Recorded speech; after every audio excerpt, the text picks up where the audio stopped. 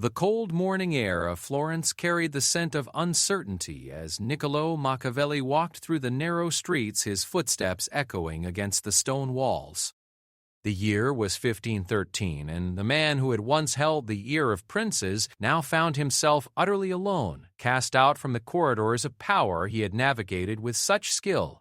The Medici family had returned to rule Florence, and with their ascension came Machiavelli's fall from grace. Stripped of his position as second chancellor, suspected of conspiracy, even briefly imprisoned, he faced a reality that would humble most men. He had no allies, no supporters, no backing from those in power. Yet in this moment of complete isolation, when conventional wisdom would suggest retreat and resignation, Machiavelli chose a different path. He understood something profound about power and human nature that would echo through centuries. Sometimes the greatest victories come not from having the strongest army or the most supporters, but from mastering the art of strategic thinking when you stand completely alone. As he settled into his small estate in Sant'Andrea in Percasina, Machiavelli began to distill the lessons of his rise and fall, his observations of power, and his understanding of human psychology into what would become timeless strategies for navigating isolation and transforming solitude into strength. These were not merely theoretical constructs, but battle-tested principles forged in the crucible of his own experience, and refined through his study of history's greatest leaders who had faced similar circumstances.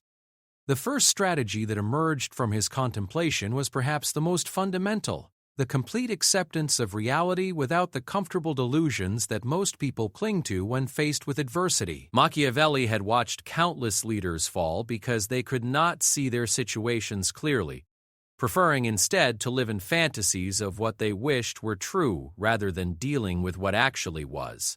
Standing alone in his garden, watching the sun set over the Tuscan hills, he reflected on his own journey. There had been times when he too had believed in the loyalty of friends, the permanence of positions, the stability of alliances. The harsh lesson of his downfall had stripped away these illusions, but rather than feeling defeated, he experienced something unexpected: liberation. When you no longer need to maintain illusions, when you stop pretending that people will act according to your hopes rather than their interests, you begin to see the world with a clarity that gives you tremendous advantage. This radical acceptance of reality became the foundation for what he would later call effective truth, not what should be, but what is. In his exile, he observed how most people, when isolated and without support, spent their energy railing against circumstances, hoping for rescue, or waiting for conditions to improve. These responses, while natural, were fundamentally passive and left them vulnerable to further setbacks. Instead, Machiavelli advocated for a different approach: embrace the isolation as an opportunity for clear thinking. When you have no one to please, no alliances to maintain, no supporters to satisfy, you can make decisions based purely on effectiveness rather than on what others expect or demand. This solitude, rather than being a weakness, becomes a source of strategic advantage. The second strategy that crystallized during his exile was the cultivation of what he termed flexible virtue, the ability to adapt one's methods and even one's moral framework to the demands of the situation. This was perhaps his most controversial insight, yet it emerged directly from his observation that rigid adherence to a single set of principles often led to failure when circumstances demanded different approaches. Machiavelli had seen virtuous men destroyed by their inability to be ruthless when ruthlessness was required, and he had seen ruthless men fail when they could not show mercy or kindness when those qualities would have served them better. The key insight was not that morality was irrelevant, but that survival and success sometimes required the wisdom to know when to apply different principles. This flexibility became even more crucial when operating alone. Without the buffer of supporters or advisors, every decision carried greater weight. There was no one to share responsibility with, no one to blame if things went wrong, no safety net of collective decision-making. In such circumstances, the luxury of moral purity became a potential liability if it prevented effective action. He reflected on the great leaders he had studied and served. Cesare Borgia, for all his faults, had understood this principle intuitively. When circumstances required him to be ruthless, he could be utterly without mercy. When they required charm and diplomacy, he could be the most gracious of hosts. When they demanded cunning, he could outwit the most sophisticated opponents.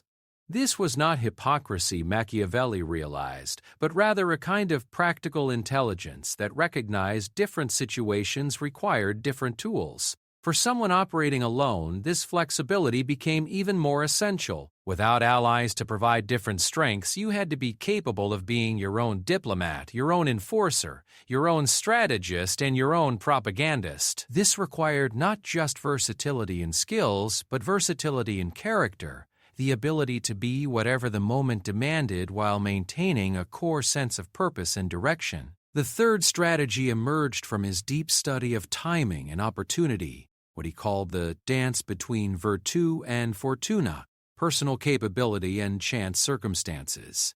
Machiavelli had observed that many capable people failed not because they lacked skill or intelligence, but because they could not recognize or properly respond to the opportunities that presented themselves. When you operate alone, this skill becomes magnified in importance. Groups can sometimes succeed through sheer persistence or overwhelming resources even when their timing is poor. An individual, however, must be much more precise in recognizing the moments when action will be most effective and the moments when patience serves better. During his exile, Machiavelli spent considerable time analyzing the careers of leaders who had succeeded despite starting from positions of weakness or isolation. He studied how they had identified the precise moments when the balance of forces shifted enough to create openings for their advancement. What he discovered was that these individuals possessed an almost supernatural ability to read the subtle signs that indicated when circumstances were about to change. This required developing what might be called strategic patience, the ability to wait sometimes for extended periods while maintaining readiness to act decisively when the moment arrived. It meant learning to distinguish between the times when action was necessary regardless of circumstances and the times when waiting for better conditions would multiply the effectiveness of eventual action. But perhaps most importantly, it meant understanding that when you operate alone, you must be both more cautious and more bold than others. More cautious because you have no backup if your initial moves fail, but more bold because safe, incremental approaches rarely create enough leverage to overcome the disadvantages of isolation. The fourth strategy focused on the critical importance of information and intelligence gathering. Machiavelli had learned through bitter experience that when you lack allies and supporters, you also lack their eyes and ears. The informal networks of information that most people take for granted, the casual conversations, the shared intelligence, the warnings from friends, all of these disappear when you stand alone. This isolation from information networks could be fatal if not addressed systematically. But Machiavelli recognized that it also created an opportunity. While others relied on the potentially biased or incomplete information filtering through their social networks, someone operating alone could develop more direct and sometimes more accurate sources of intelligence. He began to cultivate what he called invisible relationships, connections with people who could provide information or insights without necessarily becoming allies or supporters. These were often individuals who had their own reasons for sharing information, whether it was servants who observed their masters, merchants who heard gossip from many sources, or even rivals who found it useful to have someone else understand certain situations. The key to this strategy was understanding the motivations of your information sources and never making them feel compromised or at risk. Unlike traditional alliances, which involved mutual obligation and shared risks, these intelligence relationships were based on mutual benefit with minimal exposure for either party. This approach required developing exceptional skills in reading people and understanding their motivations. When you cannot rely on loyalty or friendship to ensure honesty, you must become expert at detecting when someone is telling the truth, when they are lying, when they are sharing partial information, and when they might be serving as unwitting tools of your opponents. Machiavelli also realized that controlling information could be as important as gathering it. When you operate alone, people often underestimate you or make assumptions about your capabilities, knowledge, or intentions. This misunderstanding could be turned into an advantage by carefully managing what information you revealed and what you kept hidden. The fifth strategy dealt with the psychological dimension of isolation and how to maintain mental strength when surrounded by indifference or hostility. Machiavelli had observed that many capable individuals destroyed themselves not through external pressure, but through internal collapse. The gradual erosion of confidence and will that came from operating without positive reinforcement or support. He understood that humans are social creatures who typically derive much of their sense of worth and capability from the reactions of others. When those reactions turn negative or disappear entirely, maintaining self-confidence becomes a significant challenge.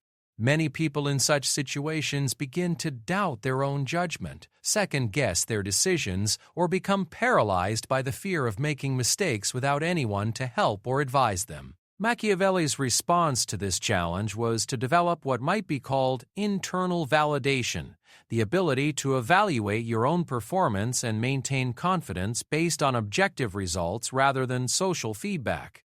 This required developing clear personal standards for success and failure that were independent of others' opinions. During his exile, he established a rigorous routine of study and writing that provided structure and measurable progress even when external recognition was absent. He wrote letters to friends, composed political analyses, and began work on what would become The Prince, not necessarily because he expected these efforts to be immediately rewarded, but because they provided evidence to himself that his mind remained sharp and his insights valuable. This internal validation system also required developing a different relationship with failure and setbacks. When you operate alone, failures cannot be shared or blamed on others, but they also cannot be as easily dismissed or rationalized. Every failure becomes a direct lesson about your own capabilities and judgment. Rather than being discouraged by this responsibility, Machiavelli learned to treat failures as valuable information about what didn't work and why. The sixth strategy involved understanding and exploiting the psychology of those who do have power and support. Machiavelli realized that people in positions of strength often developed blind spots and vulnerabilities that someone operating alone could identify. Those surrounded by supporters and advisors often became insulated from reality, hearing only what people thought they wanted to hear. They might become overconfident, believing their own propaganda, or losing touch with the concerns and motivations of ordinary people. They might also become dependent on their support networks in ways that made them predictable or vulnerable to disruption. Someone operating alone, if they maintained clear thinking and good intelligence, could sometimes see these weaknesses more clearly than the powerful individual's own advisors. This created opportunities for the isolated person to provide unique value, either by offering insights that others were afraid to share, by identifying problems that others had missed, or by taking actions that others were too invested in the status quo to attempt. This strategy required careful study of the specific psychological patterns of the powerful individuals you might need to influence or work with. Machiavelli spent considerable time analyzing the personalities, fears, desires, and decision-making patterns of the various leaders he had observed. He noted that each had particular triggers that could be activated and particular blind spots that could be exploited. But perhaps most importantly, he recognized that timing was crucial in these psychological interventions. Approaching a powerful person at the wrong moment or in the wrong frame of mind could be worse than not approaching them at all. Learning to read these psychological states and wait for the right moments required patience and careful observation. The seventh and perhaps most sophisticated strategy was what Machiavelli called the creation of necessity. The ability to structure situations so that others found it in their interest to work with you even when they had no particular desire to be your ally or supporter. This strategy grew out of his recognition that most alliances and support systems were based not on genuine loyalty or friendship, but on mutual benefit and shared interests.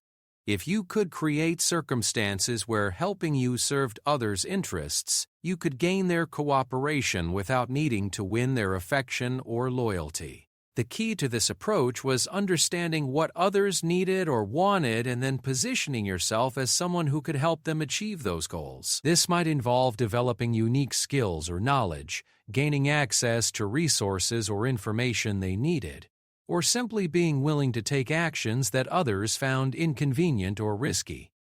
During his exile, Machiavelli began to apply this principle systematically. He used his extensive knowledge of politics and history to provide analyses that were valuable to various parties, regardless of their feelings about him personally. He made himself useful without making himself dependent, offering services that others needed while maintaining his own independence and objectives. This strategy also involved understanding the art of timing and positioning.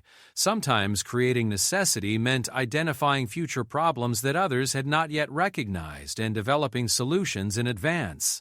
Sometimes it meant recognizing when others were about to face difficulties and positioning yourself as someone who could help them navigate those challenges. But perhaps most importantly, it meant learning to think several moves ahead, like a chess master who sees not just the current position of pieces on the board, but the various sequences of moves that could unfold from that position. When you operate alone, you cannot rely on allies to compensate for strategic mistakes. So your strategic thinking must be more sophisticated and far-sighted than others. As Machiavelli refined these strategies during his years of exile, he began to see how they worked together as an integrated system.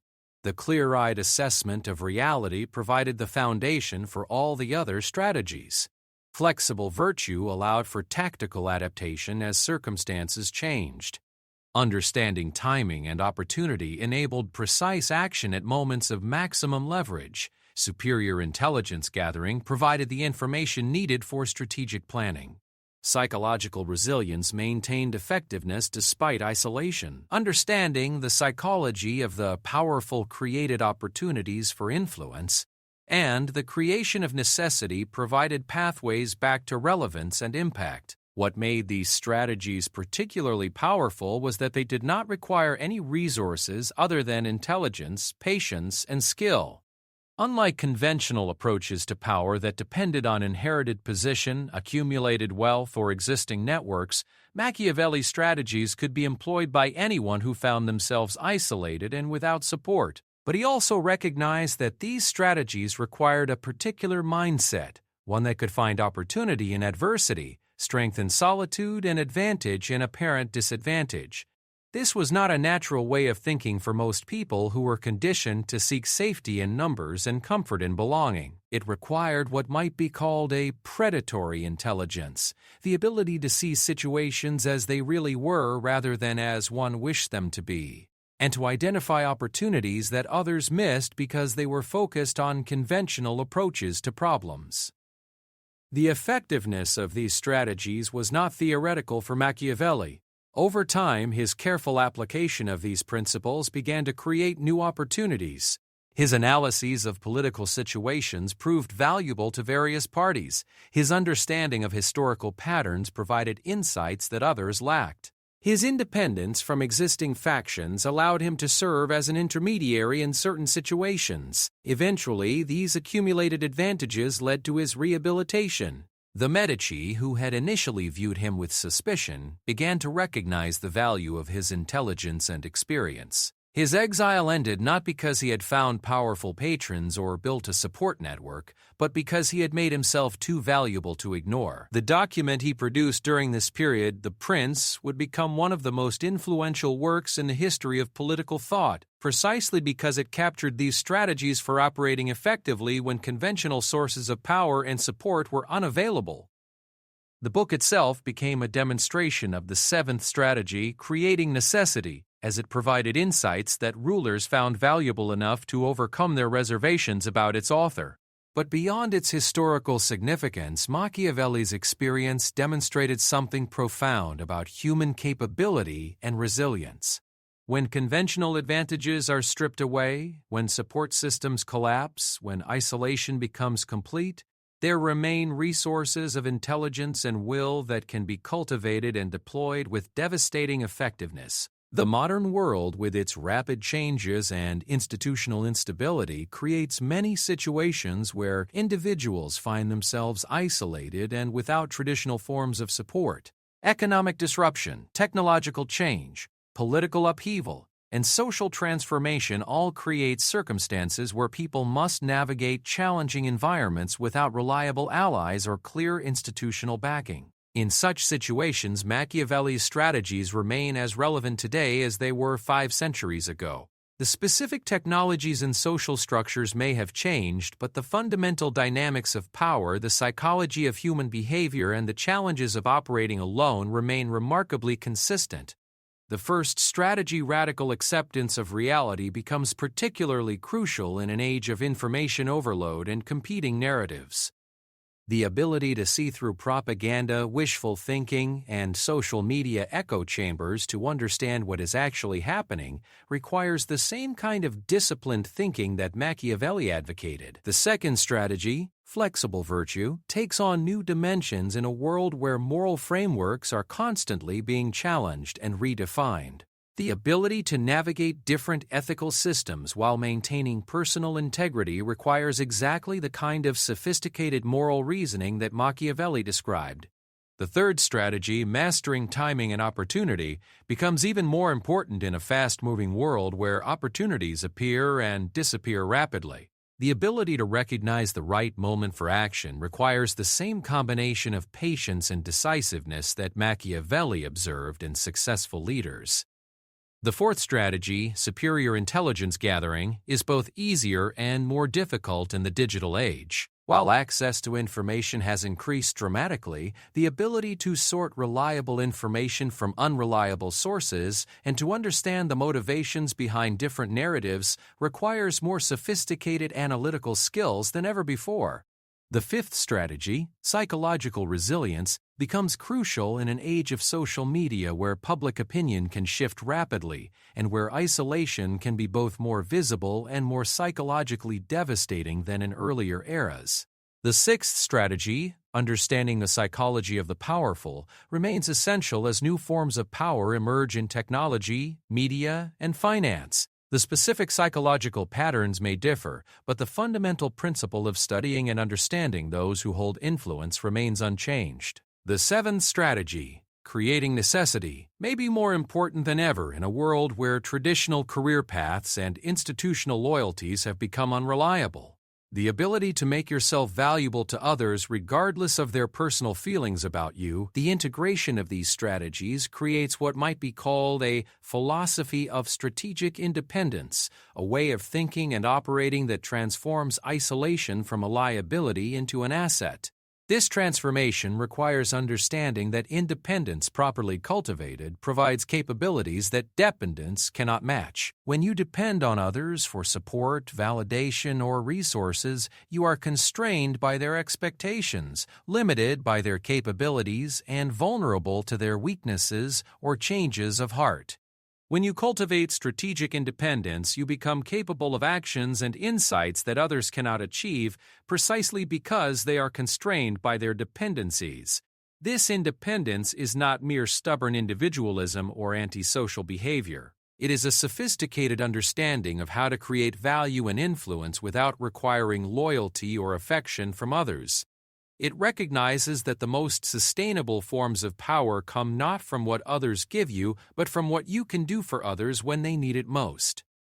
Machiavelli's own career illustrated this principle perfectly. During his years of service to the Florentine Republic, he was powerful but dependent. His influence came from his position, and when that position was removed, his power disappeared. But during his exile, he developed a different kind of influence based on his knowledge, analysis, and writing. This influence proved more durable because it was based on capabilities that no one could take away from him. The lessons he learned during this period of isolation created the foundation for insights that would influence political thinking for centuries. His understanding of power, human nature, and strategic thinking came not from his years of institutional success, but from his experience of institutional failure and the necessity of rebuilding from nothing. This pattern of isolation leading to insight, of apparent defeat creating the conditions for deeper understanding, appears repeatedly throughout history. Some of the most profound advances in human knowledge and capability have come from individuals who found themselves cut off from conventional sources of support and had to develop new ways of thinking and operating. The modern economy increasingly rewards this kind of strategic independence. As traditional employment relationships become less stable and predictable, the ability to create value independently becomes more important. As information and communication technologies make it possible for individuals to reach global audiences without institutional mediation, the strategies that Machiavelli developed for operating alone become more relevant and more powerful. But perhaps most importantly, these strategies provide a framework for maintaining dignity and effectiveness in situations that would otherwise be overwhelming. When job loss, relationship breakdown, social ostracism, or other forms of isolation occur, the natural response is often despair, anger, or desperate attempts to restore previous conditions. Machiavelli's strategies suggest a different response. Use the isolation as an opportunity to develop capabilities and insights that would not have been possible while operating within conventional support systems. Rather than fighting to restore the past, focus on creating a different and potentially more powerful future. This approach requires a fundamental shift in how isolation is understood. Instead of seeing it as punishment or failure, it becomes an educational opportunity. Instead of viewing it as weakness, it becomes a chance to develop strength that does not depend on others. Instead of experiencing it as loss, it becomes liberation from constraints that may have been limiting growth and effectiveness. The psychological dimension of this transformation cannot be understated. Most people experience isolation as a threat to their identity and self-worth because they have learned to define themselves in relation to others' opinions and support. Breaking this psychological dependency requires developing what might be called existential independence, the ability to derive meaning and validation from your own standards and achievements rather than from social recognition. This psychological shift often involves grieving the loss of previous sources of identity and security before embracing the possibilities that independence creates. It requires developing comfort with uncertainty and ambiguity, since operating alone means making decisions without the reassurance that comes from group consensus or institutional backing. But for those who can make this psychological transition, the rewards can be extraordinary. The clarity that comes from seeing situations without the distortions created by social pressure, the freedom that comes from making decisions based purely on effectiveness rather than social acceptability, and the strength that comes from knowing you can survive and thrive regardless of external circumstances. These create a kind of power that is both more sustainable and more satisfying than power based on dependencies. Machiavelli's legacy demonstrates that some of the most important contributions to human knowledge and capability come not from those who operate smoothly within existing systems, but from those who find ways to create value and influence despite being excluded from those systems. His strategies for winning alone continue to provide a roadmap for anyone who finds themselves isolated and needs to rebuild from nothing. The 7 strategies work together to create a comprehensive approach to strategic independence that transforms apparent weakness into actual strength. They provide not just tactical advice for specific situations, but a complete framework for thinking about power, influence, and effectiveness that remains relevant across different contexts and circumstances. In a world that increasingly rewards adaptability over loyalty, innovation over conformity, and independence over dependence, these strategies become not just survival tools but competitive advantages. They prepare individuals not just to survive isolation but to thrive in it, turning solitude into clarity, independence into strength, and apparent defeat into the foundation for future victory. The man who walked those Florentine streets in 1513, stripped of position and support, emerged from his exile not weaker but stronger, not diminished but expanded, not defeated, but transformed. His example continues to demonstrate that sometimes the greatest victories come not from having the most allies, but from learning to win when you have none at all. Winning alone. 7 mind strategies from Machiavelli when number 1 backs you.